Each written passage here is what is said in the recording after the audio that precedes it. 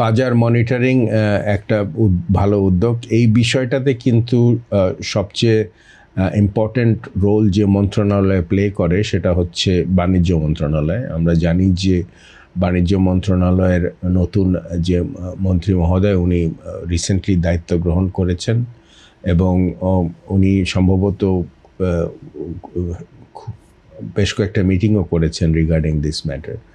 So আমি আশা করব যে যদিও I mean in the middle of the মানে রমজানের শুরুতেই দায়িত্ব না হলেও সময় যদিও কম, উদ্যোগ আছে, চেষ্টা চরিত্র চলছে মার্কেট মনিটরিংয়ের মাধ্যমে যেন এটাকে আরও সহনীয় পর্যায়ে নিয়ে আসা যায়। বাট মার্কেট মনিটরিং একমাত্র ব্যবস্থা নয়, এখানে আরও অনেক বিষয় আছে। এক্সট্রিম মশার কয়েল প্ল্যান্ট ফাইবার দিয়ে তৈরি, তাই সহজে ভাঙে না, সুগন্ধিযুক্ত ও নিরবিচ্ছিন্নভাবে জ্বলে। ডেঙ্গু চিকুনগুনিয়া বাহি সহ যে কোনো মশার বিরুদ্ধে দেয় এক্সট্রিম সুরক্ষা। বিশেষ করে supply and demand is a big issue এবং availability of the product in the market, এটাও কিন্তু অত্যন্ত গুরুত্বপূর্ণ একটা বিষয়। তারা এটা কি করে এনশিওর করবে? বিকজ এটা তো একটা দীর্ঘমেয়াদী পরিকল্পনার বিষয়, সেই সময় তো নতুন সরকার পায়নি, এর মধ্যে আমার কিন্তু আবার ঈদ চলে আসবে। হ্যাঁ, সেজন্যই বলছি যে এই রমজানে আসলে নতুন সরকারকে এই বিশেষ করে আপনার এই খাদ্য যে সমস্ত আইটেম আছে সেগুলোর ব্যাপারে ঢালাওভাবে হয়তো আমরা দোষারোপ নাও করতে পারি, কারণ it is sort of something যেটা হয়তো ইনহেরিটেড ফ্রম বিফোর। হয়তো আগামী রমজান যখন আসবে তখন হয়তো তারা বেশ কিছু সময় পাবেন সেভাবে প্রিপেয়ার হওয়ার জন্য। বাট এনিওয়ে সর্বোচ্চ প্রচেষ্টা ওই জায়গাতে দিতে হবে বর্তমান সরকারের। আমার কাছে যে তথ্য আছে, জানুয়ারি 2026 পর্যন্ত বাংলাদেশের বার্ষিক মূল্যস্ফীতির হার দাঁড়িয়েছে 8.58%, যা ডিসেম্বর 2025-এর ছিল 8.49, তার থেকে কিছুটা বেশি।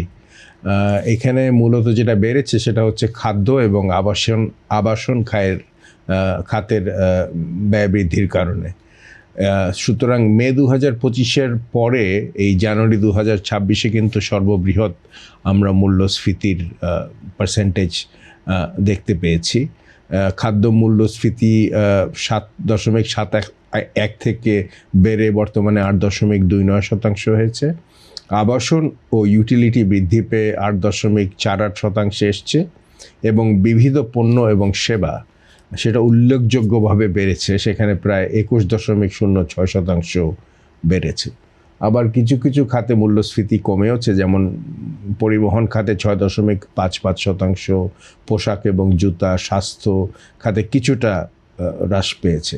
তবে এটা আসলে এর বেশ কিছু কারণও আছে, বাহ্যিক কিছু কারণ আছে, যেমন আপনার অভ্যন্তরীণ বাজারে যে অস্থিরতাটা কাজ করছে, টাকার অবমূল্যায়নও এখানে কিছুটা ছিল এবং বিশ্বব্যাপী যে একটা যুদ্ধের ডামাডোল দেখা যাচ্ছে ইউরোপে এবং মধ্যপ্রাচ্যে, আমরা দেখছি যে এখন বেশ একটা পরিস্থিতি বেশ ঘোলাটে।